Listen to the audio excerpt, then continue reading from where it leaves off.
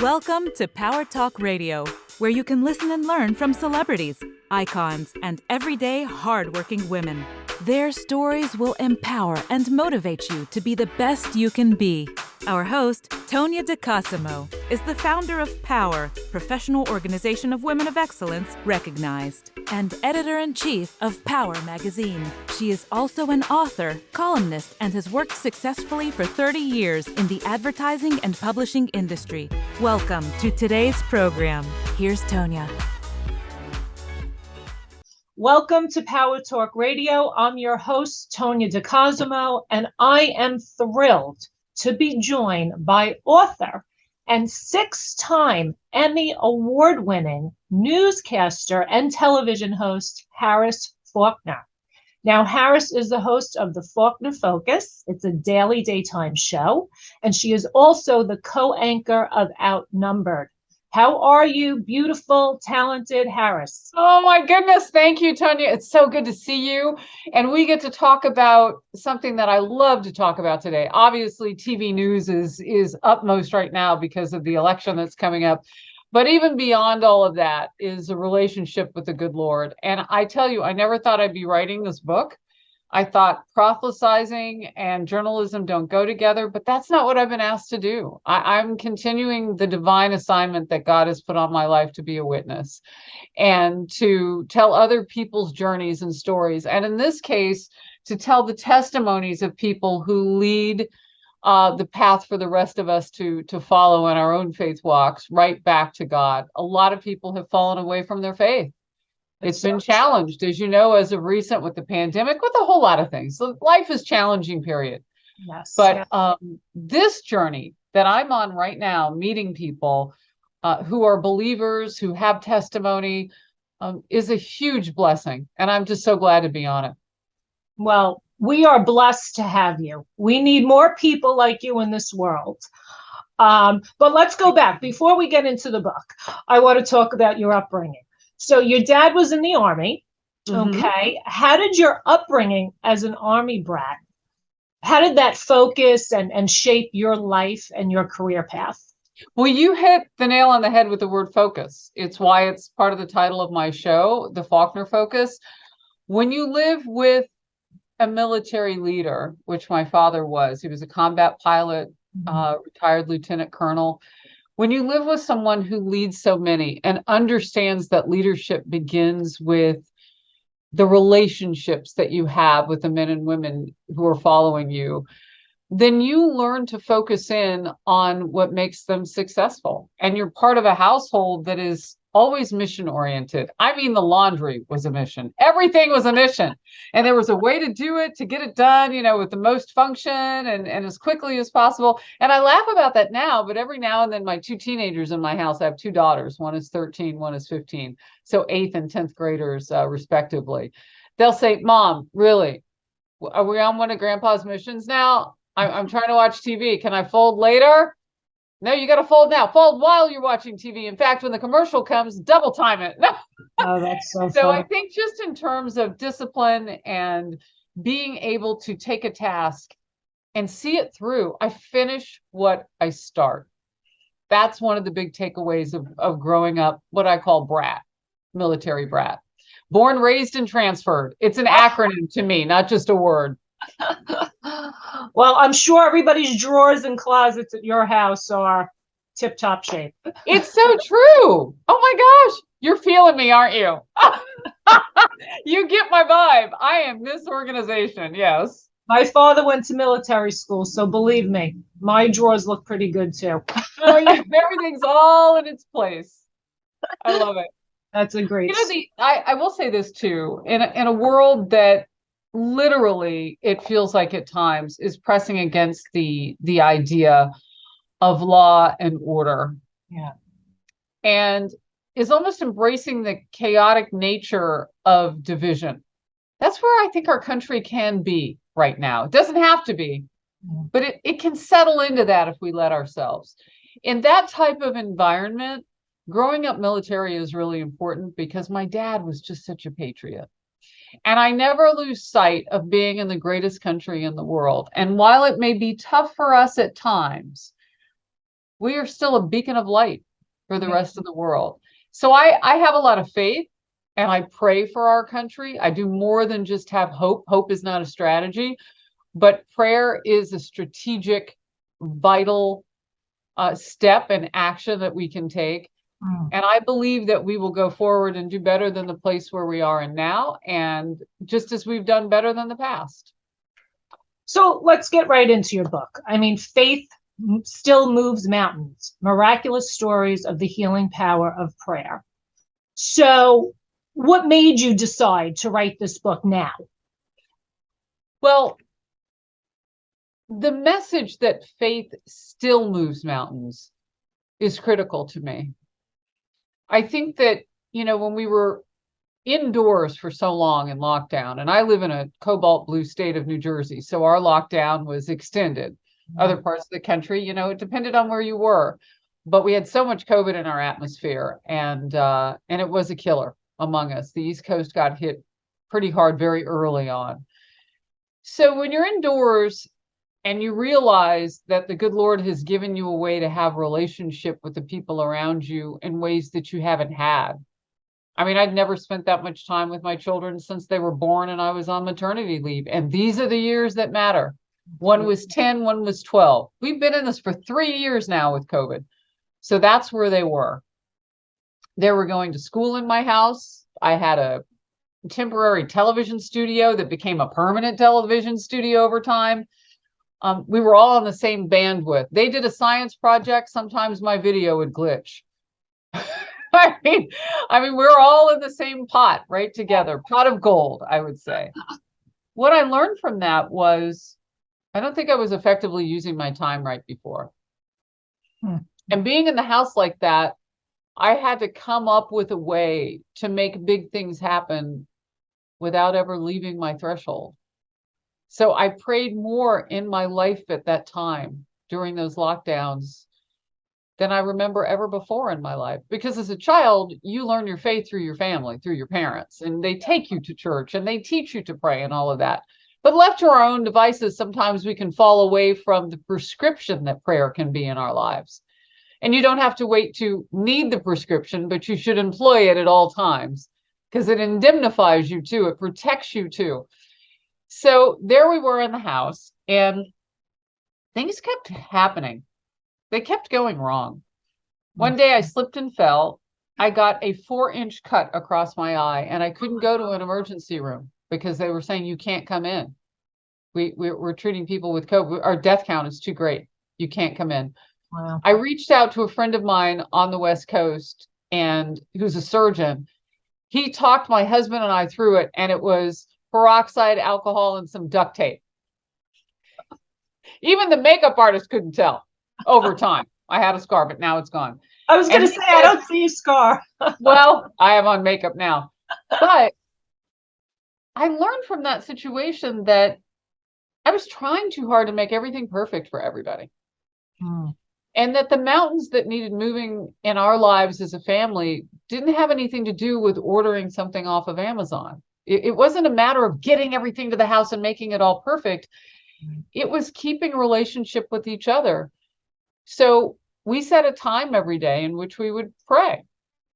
And, when you get hurt, it slows you down. Yes. Way down. And I think that this was an opportunity now. Like, I didn't get COVID, but I couldn't go to the emergency room because everybody else had COVID. Right. So now I'm kind of, in that zone of, okay, so I'm going to lean in with my faith. And in doing so, my daughters would ask, well, Mom, how has faith worked in your life? And when you tell stories to other people, suddenly you light their way. And, well, Mom, do you still believe? You fell down during this whole time. And I'm like, well, just because Mommy falls doesn't mean that God isn't there. Right. So we began this conversation quite organically. And then I realized that there were times that I needed to pray alone. And Tonya, that's when it hit me. I'm not doing this anymore. I had gotten away from, sure, I would go to church, but now I couldn't go to church. I had gotten away from what really mattered, and those were those quiet moments with God. it wasn't a group activity that I needed. Even though I love my loved ones, my family in the house, every now and then I would say, guys, let's retreat to our opposite corners. You go do homework, you go do this. And I did 3 things I needed to do. I set a time, a place, and I made sure I was alone, and I was only with God. Those 3 things helped me to begin to move mountains from in my own environment, the ones that mattered. Teenagers are tough. They don't always communicate. The first mountain I moved was dinner hour. We sat in a circle together at dinner hour, not even always at the dining table, which is an oval. We started to get into the habit of making eye contact without devices. Tonya, that's so basic. Why don't we do that anyway? Yeah. Right? It's But not that's so easy, right? no, but that's and so organically I started to kind of understand, let's write down some goals as a family.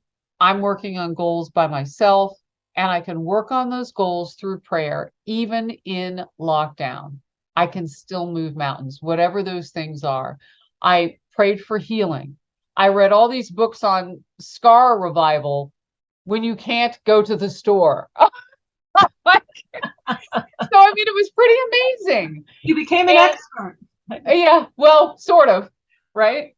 But what I did become more familiar with than ever before is that we are a vessel for those around us when we model what it's like to really believe. And so I started reading about other people's testimonies. And when I came back to work, Fox News Books was partnering with HarperCollins. So we're a new entity now, Fox News Books. And they said, we'd really like to bring you in and see if there's a book you might want to write. Wow. And we sat down and I said, yeah, I think there is. And it's odd because I don't know that a journalist normally would talk about his or her faith. But I will tell you this, we should, because I know a whole lot of people on television and radio. I'm sure you do too, Tonya. We know a lot about their lives, and very little of it edifies our own. Yeah. So people learning that foundationally, I go to prayer in times of good and times of bad, then I think that's a good thing to share. You know, a lot more celebrities are coming out now talking about Mark Wahlberg. Yes. He's unbelievable. The movie, have you seen it, where he plays the priest? Yes. Father? Yes. It was It's a series, actually. Yeah. Yeah. And, you know, I think, well, Ainsley, obviously, we know how dedicated and spiritual Ainsley is. But what do you say to people that have no faith? People that are great question. no belief in God. I feel very sorry for them. First of all, with Faith Still Moves Mountains, it's a good place to start to understand how people made the jump from either giving up on their faith or not having it. I think the first place is to know that they are not judged. We are all in our own faith walk, even if that walk doesn't necessarily include faith as we would know it. People who are agnostic, atheists, still have things happen in their lives, and they still wish for something. They don't always know what that something is, and they may believe that it can't be a greater than spirit because they've never seen that spirit at work. They haven't read the testimonies of people who have experienced miracles, even when they weren't quite sure that God could even hear them anymore. Gallup has been, since the early 1950s, the polling survey research firm, has been looking at the issue of, particularly in America, Christians believing. And what they found was in the 1950s, we were at a really, really high rate. And by the 90s, we had maybe come down only by a few percentage points, though. So we were still up. If we were above 90, then we were still 87, 90%. But when they looked at the research most recently, in the last year or so, we had fallen down a little bit. But most importantly, you know where we fell, where we slid? It wasn't that we don't believe that there is something greater than we. We don't believe that it intervenes in our lives. We don't believe that God hears us. We don't believe that we're actually praying to anything that listens and responds. We're giving up. And in a world that would love for us to give up the fight, you've got to lean into God so he can lean into you. So for those people who are unchurched, who have yet to meet the Lord, I don't judge them. But I hope they're looking and judging those of us who say we believe, because there's an opportunity to model for them, to show, just as we would those people in our lives that we love, that we're raising, our children. We show them what faith is through our actions, through our words, the kindness, the eye contact. Are we resilient? Do we finish what we say we are going to start and do? How Do we did tell this, the truth? We can attract them to at least maybe being curious. And if that's as far as it goes, then we can be intercessors and we can pray for those people and hope that they find the path that they need to put them on the right path to God. But you can't force somebody into believing. so You true. can show them the beauty of it. Now you talk about divine assignment in Mhm. life. What does that mean exactly? So that really came about this commencement season when I was asked to speak at different schools. And one of them was Oaks Christian out in Southern California. It's a beautiful campus. And I wanted to reach the students in a way in which that they understood how powerful coming back into society in person has been, because this has really been the year, right? 2022 has been kind of the full year back. So they had experienced being on digital in school and then going back. And so in June of 2022, so just a few months ago, I'm before these thousands of people and I said, not only are you individual, not only are you capable of amazing things, but God has a divine assignment for each and every one of us and you. And it will be the thing in your life that you are just led to do. And when people ask you to do it, you do it for free because you know you do it better than anybody else and that it is necessary. It is called for. It is anointed. And you know it when it's in your spirit. I'm a communicator. That's what I do. I connect people. I'm a connector. I tell other people's stories. I'm a witness. I help others to testify, to eloquently and in memorable ways and in honest ways empower us with the facts. That's my divine assignment. Wow. And if God wanted me doing something else, he'd make sure I was doing it because he knows he's got a good soldier. I've been tested. And you know, he tests the ones that he That's thinks right. are strong. We're all tested. God bless you. Yes. We're all tested. I'm curious about you. Am I allowed to ask any questions? You're an angel on earth. No, really. When I think of you, that's what I think of. I try to be a light. You know, it's such upsetting times, and I pray a lot as well. But sometimes you question God. You do. I mean, you can't help it. But, you know, in these times of political divide, you know, even 5 years ago, if you were a Democrat and your friend was a Republican, no big deal. You could go out to dinner together. You could have fun. You could learn to agree to disagree. So true. That's gone. How do we get that back? I mean, how do we learn to agree to disagree? I think we are together. I think we don't let each other off the hook. And before every conversation of consequence, whether it's a speaking engagement, today with you, I pray. And I ask God one simple question. Because as much as my mouth is a blessing, it can be a curse. I get myself into all sorts of trouble because I just spit out the truth. And some people aren't ready to hear all of it yet. And I ask him this one thing.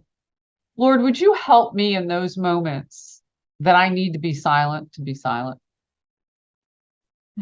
Because if I'm not silent, then I can't listen. There's a reason why those two words have the same letters in a different order, obviously. Yeah. That is my great prayer to him. I realize the gift that I've been given of communication. But to augment that, I need his supernatural favor and strength and mercy and guidance to make sure that I'm listening. And then I can speak with confidence and with the blessing of the moment, which is important. Yeah. So those times when we doubt, and we all doubt, when you're immature in your faith, when you're still young, you sort of treat God like Santa Claus. So you get on your knees and you say, God, if you do this, I'll do this. And if you do this, I'll do this. And by the way, here's my list. It doesn't work like that. We have to first listen. We need that time, place, and aloneness. We need to sit there in solitude and commune with the good Lord. I tell people this all the time, try not to have the moments that you practice your faith through powerful prayer only be about when you're in trouble. That's part of why we feel like we lose our connection with God. Because we're so desperate at times when we go to him that when things don't get fixed, we lose our faith. So true. But if we would lean in those times that nothing's happening, do you know that he will bring a miracle upon you that you weren't even ready for? You didn't even see what's coming. If you will praise the Lord and say, God, I'm on my knees today, or maybe you pray in a chair, wherever your place is. And I'm asking that you hear my prayer of gratitude, Lord, and I want to list some things that happened to me this week that I'm just grateful for. And Lord, I know that I can always bring my troubles to you, but I just want this session to be different. And Lord, now I'll sit and I'll listen to see if there's something you'd like to quicken to my heart. If you do that enough, it's hard not to be connected.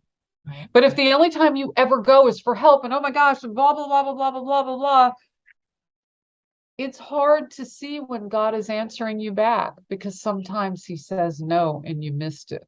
You didn't want to hear it. God, my best friend's just been diagnosed with breast cancer. I'm in trouble. I know I haven't prayed in a while, Lord, but if you would give me a sign, and if he gives you that sign and it isn't exactly what you think you want to hear,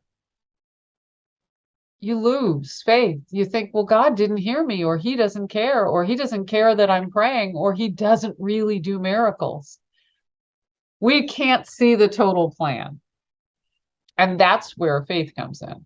Yes. But the more you pray, the easier it is.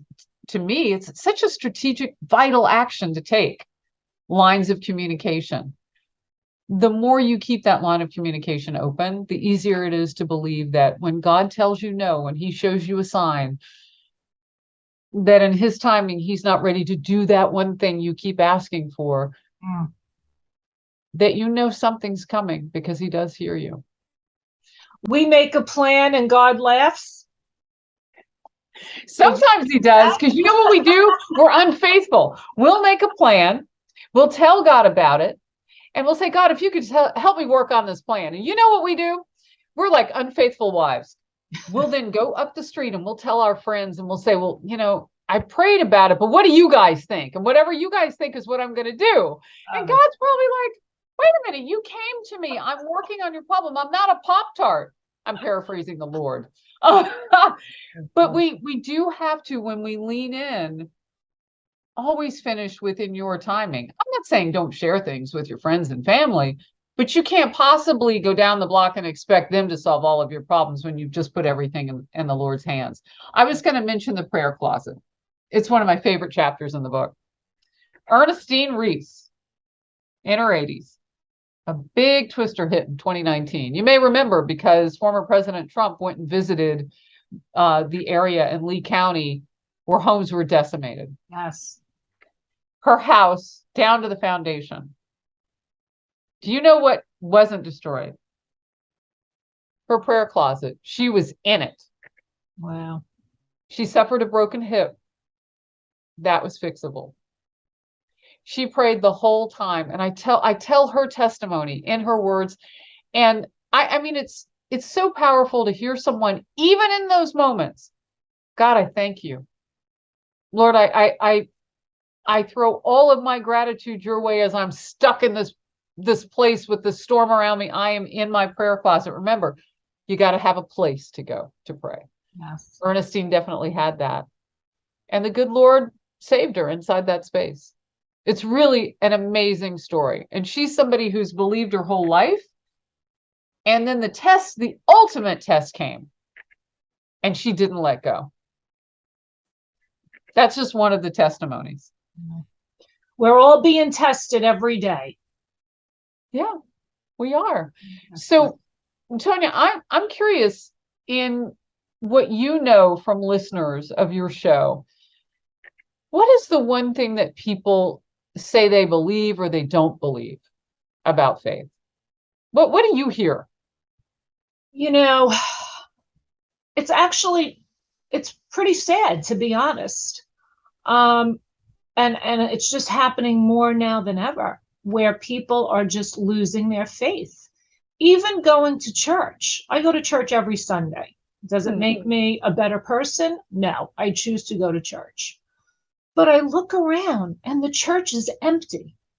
Really? And, I think people are still using COVID as an excuse.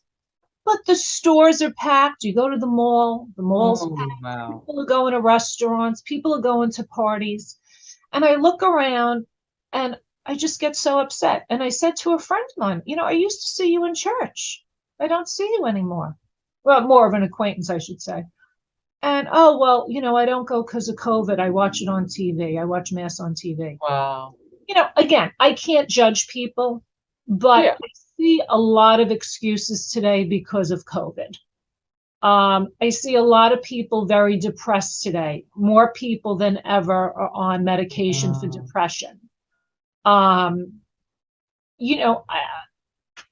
family, thank God we all go to church. We see each other Sundays for dinner. We pray as a family. You don't see that anymore. You don't see families having dinner together and praying as a family, like you were saying earlier, you do with your family. It's just the family is broken. Women today trying to balance it all, working full time. They have their careers, they have their family. So it's, how do you find time for your family and to pray? I always say those that pray together stay together. But I just see a lot of resentment, a lot of people losing hope and not having that faith that they should have. I think sharing testimonies with each other is really important. Yeah. I do. I think that stories and the nature of the action that other people take is infectious. It can be negative or it can be positive. I chose to write about those that are positive, but they are not without their blemishes. And I think that the reality of where people are, where God meets us, is really important to talk about, given everything you've said. And the most impactful thing you said to me was that you go to church and it's empty, but you go to the mall and it's packed. The truth is, people do have time to pray. Yes. The question is why they are not making it a priority. Mm-hmm. And part of the reason is they don't feel significant enough in their lives to think that it would matter. This is not about God. This is about whether or not you think that your time and your energy and your faith are precious. Yeah. And they are. Start there. They are precious. They're more precious than you might even imagine for that next person who might be watching your testimony to decide not to jump off a bridge. And I say that we tackle mental illness a lot in the news. Mm-hmm. So, when I tell the stories in Faith Still Moves Mountains of people who have gone to the brink and the Lord rescues them because he is a rescuer. He drives purpose and resilience. Those are the categories of the stories in my book. In rescuer mode, the idea that mental illness can get us to the point where we know we need help. And we know we need more than maybe even medicine can do. So what is the action you will take in a world that would rather we give up the fight? We're much easier to lead if we don't have purpose, if we don't stick together. We're much easier to lead into anything that anybody would want us to do. The devil is alive and, well, not well. He's the devil. Yeah. But he's alive and he's taking disciples every day. Mm-hmm. So if we aren't going to be part of those who are led in the wrong way, then we have to decide to walk in the right way. And, I love the mall too. But I can't do too much of that and have time for all of the things that I know God has put into my life, because there's no way that I would have the opportunities I have if it were just left up to Harris Faulkner. I wouldn't have two top 10 in all of cable shows on Fox. Wouldn't have that. My queens at home, my little women under construction. I wouldn't have Bella and Danica. I wouldn't have my husband in a healthy marriage. I wouldn't have my health right now. That's an up and down thing. We go through stuff. I lost my dad on Christmas Day of 2020. I lost my mom 4 years earlier at Thanksgiving. This holiday season will be the second one where I don't have a parent. And so what I make sure I do is I want my children to know as much about my faith foundationally during the holidays as I want them to know what the gift list is like for the cousins. See what I'm saying? And if one thing the pandemic gave us, I think, Tonya, it's a little bit of our time back. Yes. Now we know we can get a few things delivered. We don't have to go out every time and buy. We can get a few things delivered. It's not about giving 90 gifts. It's about giving one quality one that matches what you know about that person. Mm-hmm. I try to give things that edify people's lives. That's what everybody's getting from me this year. Oh, I can't wait. What? It's actually a prayer book. I love that. I love that. So inside Faith Still Moves Mountains is a prayer book. Yep. And it's called 4 Moments When You Need a Prayer. A theologian and I wrote it together. And each prayer has a topic. And on Thanksgiving, if you're just giving thanks in general, gratitude is one of those topics. How do I become an intercessor? You know how like you'll run into a girlfriend and she's going through some stuff and you'll say, oh, I'll pray for you. But do you really? How do you? And how do you effectively pray for somebody else? And the prayers are all, just a few sentences long. And I, like you, I want my family to have the benefit of knowing how to put this in action. And I want others, millions of Americans, to have that opportunity too.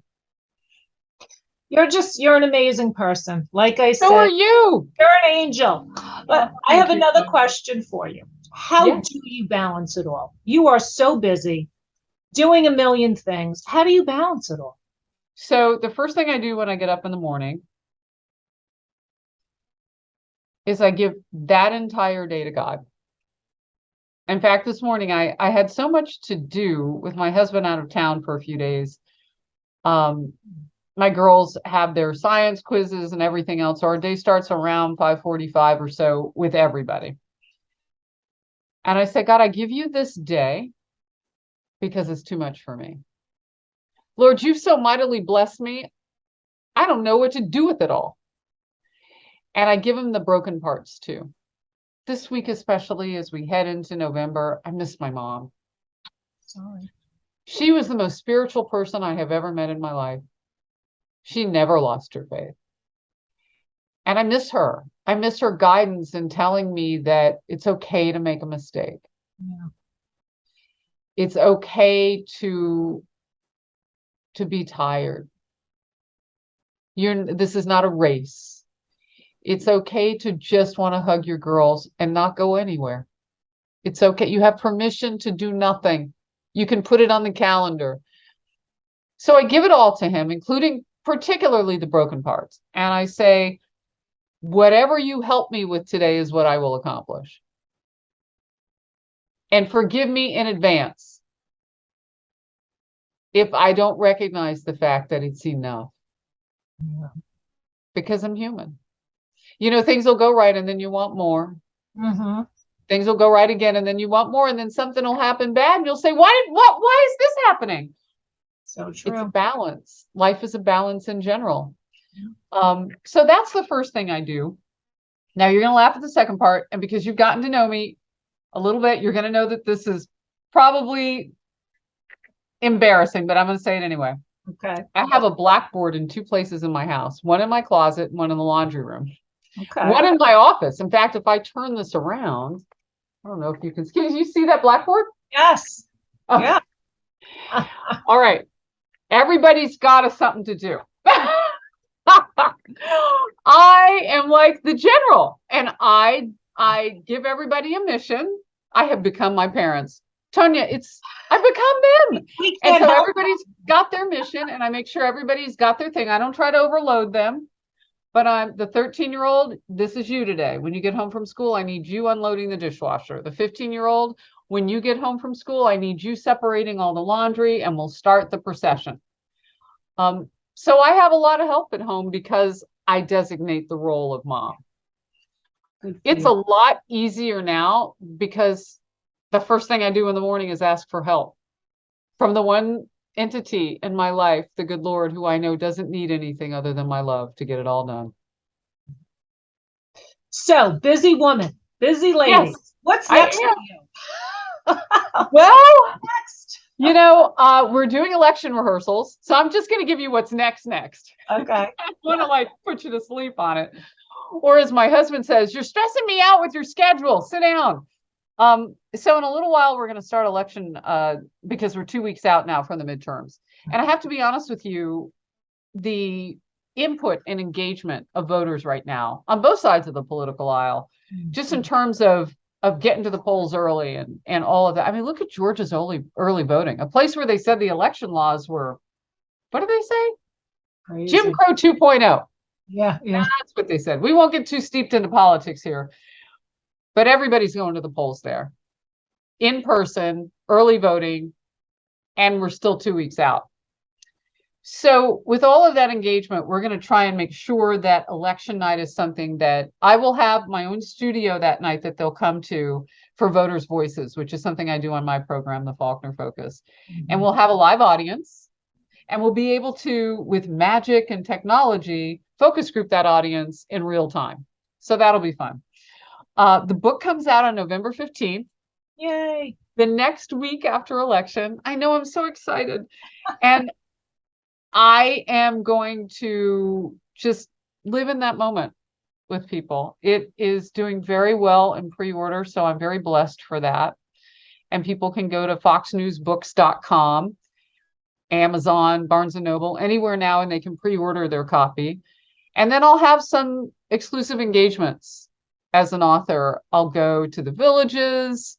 I'll go to a mega church with Robert Jeffress, huge Southern Baptist church. You may have heard of it, down in Dallas. Okay. And I'll do the Patriot Awards the week the book comes out. Great. Have you been? No, I haven't. Oh, we got to get you a ticket to the Patriot Awards. Oh my goodness. I'm doing a huge event in Naples, Florida, November 18th. Is that the same day? It is the same day. Oh, wow. But we will be right up the street from each other because I'll be in Fort Lauderdale. I was so upset. I was like, oh my God, it's the same day as my event. Well, we'll do it next year. Okay. But I'll have a book signing there. This is my first year to do the Patriot Awards. And I love it because you know what? We're going to recognize Americans who've done amazing things. Yes. And at each engagement that I have with people, I'm going to ask them to meet me at a place and time for that book signing. And before we do anything, we're going to pray. We're going to pray together and we're going to hold hands. We're going to hold church. And for just a few minutes, we're going to put everything outside our prayer circle. Mm-hmm. And I'm taking does somebody need a prayer? Is somebody seeing everything go well and they're afraid the shoe's going to drop? You know that too. Some people don't, they just get so freaked out when things go well. Don't be afraid of success. God means that for us too. So that's what's next for me. And then we'll see what my next divine assignment is. But you know what? It's all enough. Yeah, you're busy. I mean, faith still moves mountains. I love that title. God bless. God So bless you. powerful woman. Right back at you. You've got power written all over behind you. I love that. I deal with powerful women all day long, but I have to, I don't know if I could say this, but you're one of my favorites. I mean, I Aw, really admire you. thank And I don't you. say that to all of them. But what does the word power mean to you?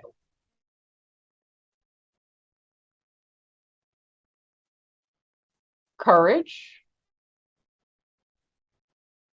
mixed with truth, Mm. mixed with love, mixed with passion.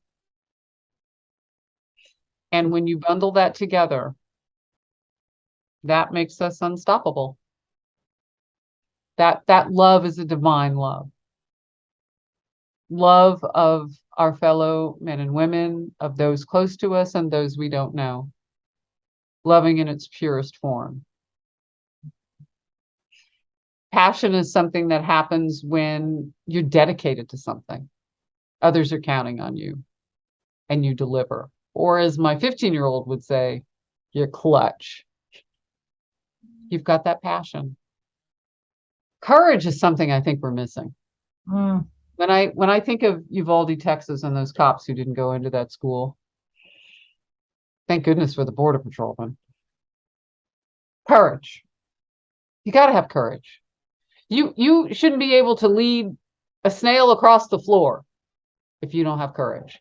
One of the chapters in my book is about, and I got to meet the grandson of General George S. Patton for the book, because I read a story and his dad apparently was strong in his faith. And for the Battle of the Bulge, which World War II hinged on, he sought out a prayer from a chaplain. I mean, can you imagine the most powerful general in our history in America? Like, he's going to go do that. And then he talked about courage. And really, in those moments when things get tough, being tougher. And that's part of my military upbringing too. So those elements, I think, are super important. And that's what that word means to me. You can't have power without them. Not true power. Yeah. Can't have power without God. Well, that's the original source. That's that divine love. And the only way that we shed it is because he sheds his grace on us. So that love, that mixed ingredient, and those four things, I think, are so important. I'm glad you asked that question. What is power to you? Power to me is God. I just think of, anytime I hear the word power, I think of God. I think of intervening, helping people in a positive way, being a good role model, Yes. just helping others. And you know, let's face it, power could be a bad word also. You know, it's all how you use it. I mean, my company, my organization, my magazine, these are all powerful women. They have a powerful story to share. They empower others. And it's just amazing, some of these women that I meet, and to hear their stories. Really very inspiring, very empowering. And it's a reminder, I think, to all of us why we need each other. You're in a unique position, Tonya, to collect the stories of courage and love and divinity and divine assignments and faith and God's grace on this earth. You are edified by that, I would imagine, but then you bless the rest of us because you're a connector. Yeah. Yeah, you're our connection point. So if I got together with all the women that you've interviewed, can you imagine? We could probably fuel a spaceship with our faith. We're the ultimate connectors. Yeah, I mean, come on. I love your divine assignment. I mean, we could, it would be like jet fuel. You know what? Let's face it. Some women aren't easy, but I have to tell you, people ask me, Tonya, oh, you deal with women all day. Aren't there so many complainers? And I'm like, yeah, you know, sometimes it's easier to deal with men. But I have to tell you, I meet so many amazing people, so many amazing women. And I'm like, how do you even do what you do? I think I do a lot, but I'm like, oh my God, you're amazing. You're successful. How do you do all this? So it's just, I'm constantly learning, constantly. Well, one thing I would say that I do, and this is, maybe part and parcel to the balance. And sometimes the good Lord will force me to do this. I just sit all the way down. I think that time away, and it doesn't have to be like an adventure vacation or anything like that, just time away from your daily responsibilities. I love holding my girls' hands because I remember when my youngest used to have dimples all over her fingers because she was just such a lovey. She was just bald for 3 years, the whole deal. And every now and then I just want to sit and hold their hands. And I know a lot of powerful women who say, take your vacation time, take your break time so that what you do doesn't break you. And I agree with that. I think that you do have to take those moments. Yes, and for prayer on a daily basis. And then overall, just have nothing to do for a little while. Let God make space for God to do something else in your life. Yeah. You never know what that something else is. And I'm sure there is something coming. And when I put one thing down because I've completed that task and I've finished what I said I was going to do, the Lord will give me that new divine assignment. And as powerful women, and now I guess I should consider myself one of those that you have on as powerful. Yes. I can say that we are capable of so much because we know how to let go when it's time. Yeah.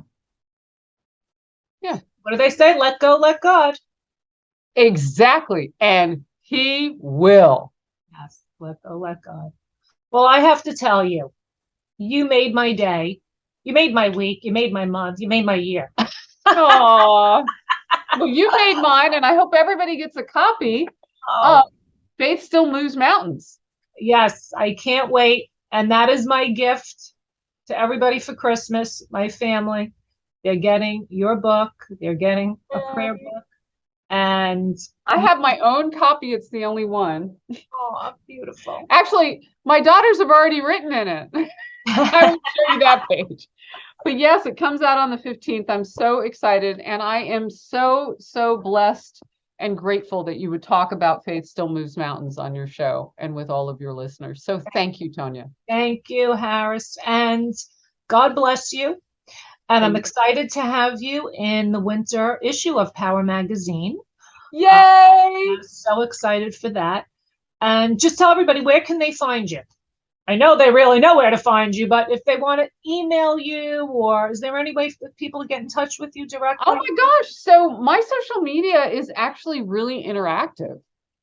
Okay. I mean, I pray with people all the time. I find Twitter to be a little bit of a garbage dumpster, but if people reach out, we'll follow, we'll connect, but usually Instagram. And it's at Harris Faulkner for all platforms, Instagram and Facebook. Definitely. I'm actually really easy to commune with. Because those two platforms, to me, I can talk about faith and I can do that. Yes. Twitter can be kind of tough. Yeah. Yeah. So not there.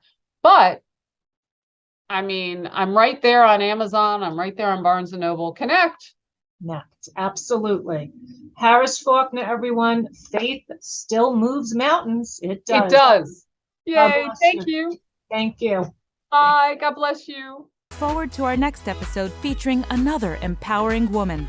To learn more about being part of Power, go to p.o.w.e.r.com. That's www.p.o.w.e.r.com